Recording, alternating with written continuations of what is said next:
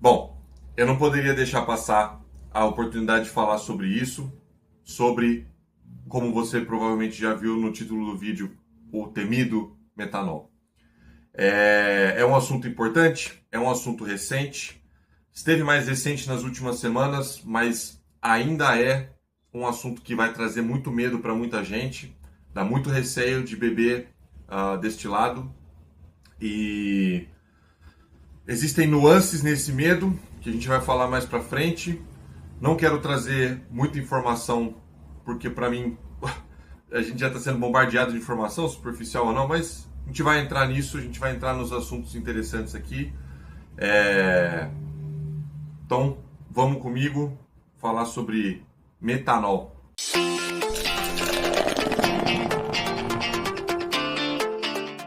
Bom, superficialmente, porque vocês já estão vendo muita coisa sobre o metanol.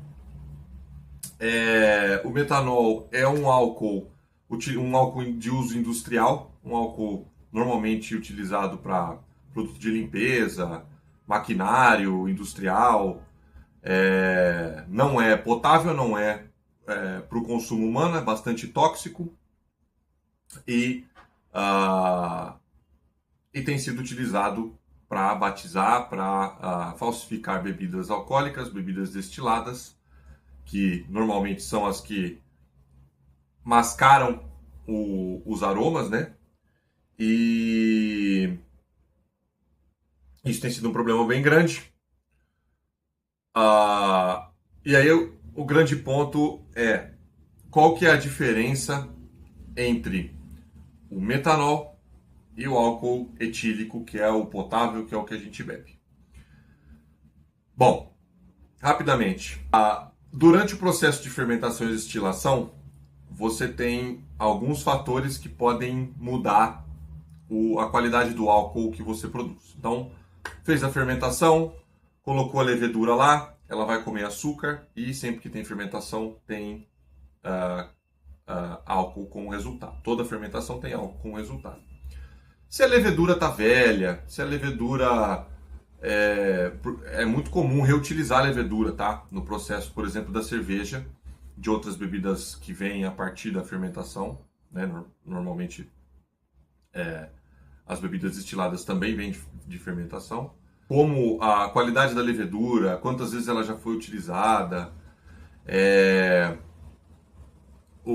a temperatura da fermentação em si, qualidade do processo no geral, limpeza e tudo mais, essas coisas podem afetar o resultado e isso gerar álcoois, é estranho falar álcoois, mas aparentemente é o certo. É normal gerar álcoois diferentes do que o etílico. Então o etílico é um álcool que sempre vai fazer mal, já vamos falar disso, mas é um álcool que faz mal, mas é potável, o corpo processa e nesse processamento o fígado transforma o álcool etílico em acetaldeído. Não precisamos entrar na aula de química, mas é basicamente álcool de vinagre, um álcool que vai te dar ressaca normal, mas no dia seguinte você vai estar, depois de algum tempo, você já está recuperado. O contrário disso, ou o extremo oposto no caso, é o metanol, que é um álcool que vai formar, quando o corpo processar, ele vai formar formaldeído, ácido fórmico, que é extremamente tóxico. E aí você já tem a principal diferença, certo? Um processamento gera algo minimamente tóxico e o outro processo gera algo maximalmente muito tóxico. E essa é a diferença química entre os dois, tá? Você não precisa, não é uma coisa que vai te ajudar a estar mais seguro contra o metanol, mas é uma questão importante para você entender por que o metanol é tão tóxico e por que ele faz tão mal. Como todo álcool, ele tem o aroma dele é próximo e por isso que ele é utilizado, além de ser muito mais barato, né, mais acessível, por isso que ele é utilizado para falsificar bebidas. deixá-las mais baratas, no geral, para, né, você ter uma maior margem de lucro. O meu ponto, e a primeira coisa que veio na minha cabeça quando eu comecei a ver as notícias sobre o metanol, é uma definição que a gente aprende bastante no curso de sommelier, que são os álcoois superiores. E o que isso significa? Então eu falei do álcool do etílico e do metanol, como se fosse uma régua de evolução de álcoois ruins. Quando você tem essas alterações no seu processo de fermentação, de destilação, dependendo de como você destila, você também tira outros tipos de álcool, você gera álcoois nesse meio termo, butanol, tudo que tem nol normalmente é álcool. Eu não sou professor de química, mas normalmente o que tem nol no fim é álcool. Tudo que for diferente do etílico, muitas vezes ele vai ser processado pelo seu corpo, mas ele vai ser ruim. É a famosa bebida ruim. A bebida pode não ser falsificada, mas ela pode ser ruim. Ela pode ter um processo simplório, um processo negligente e gerar álcools ruins. Então a diferença entre você tomar uma Grey Goose e você tomar uma Natasha, sem criticar a Natasha aqui, existem momentos para tal, mas a qualidade das duas bebidas é evidentemente diferente e a Natasha vai te dar muito mais dor de cabeça, vai te dar uma ressaca muito pior, vai fazer muito mais mal para o seu corpo do que a Grey Goose ou qualquer outra vodka boa, não falsificada no caso. E para mim esse é o grande ponto. Os álcoois superiores são uma coisa com a qual a gente lida no dia a dia. A gente toma bebida ruim em vários momentos.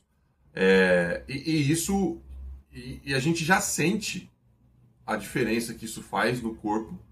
E a gente já fica, muitas vezes, aquele dia seguinte que você fala, nunca mais vou beber. É aquela ressaca monstruosa, aquela coisa de uma dor de cabeça, acordar. Então, assim, os álcools superiores são já uma realidade. Primeiro que falsificação de bebida é uma coisa antiga e depois que os álcools superiores são uma coisa com a qual a gente já convive. O metanol, infelizmente, acontece hoje em dia como falsificação, como uma coisa que não é consumível pelo ser humano, é extremamente tóxico. E por isso hoje a gente discute isso. E por que para mim falar sobre álcool superior é importante para essa discussão? E aí a gente chega no grande cerne, que é uma coisa que eu tenho visto outras pessoas falando também, outras pessoas que lidam com o consumo de álcool, que influenciam o consumo de álcool de certa maneira, porque é o que eu estou fazendo aqui. Mas a ideia é influenciar um consumo de álcool consciente e equilibrado. O viver o gole é sobre ser consciente e sentir a experiência completa de cada gole, do que for que você estiver bebendo. E para mim tudo se resume a: se você tomar uma dose de uma bebida falsificada de metanol muito pequena, aquilo vai te fazer mal, mas você não vai ter problemas muito maiores.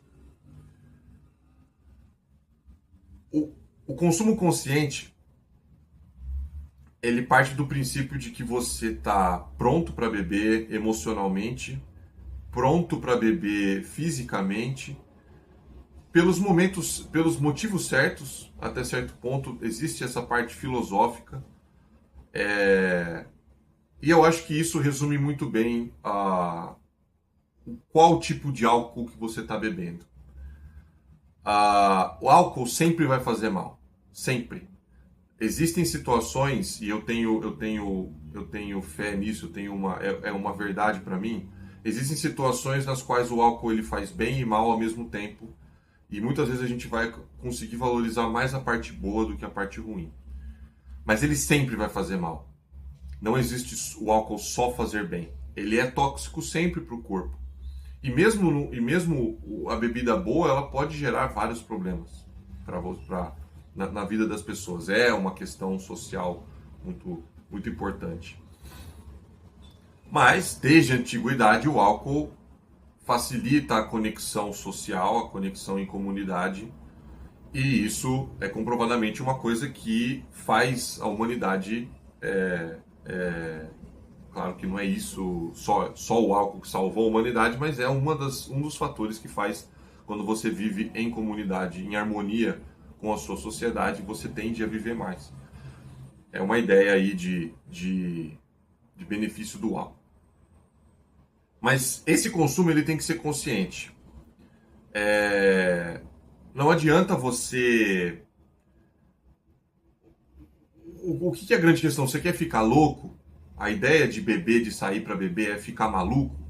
Ou é relaxar, é liberar, sim, ficar um pouco mais desinibido, sabe? Conseguir uma conversa melhor, conseguir falar coisas que você normalmente não falaria. Às vezes isso é bom, às vezes isso é ruim, mas né? Essa desinibição ajuda a gente a criar mais laços.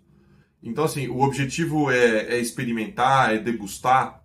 Se o seu objetivo é simplesmente degustar, harmonizar, que é o que a gente propõe no Vivo Gole, é muito provável que você acabe gastando mais numa bebida, que você acabe escolhendo uma bebida específica, que você experimente menos, em menor quantidade, que aquilo não te faça um mal completo.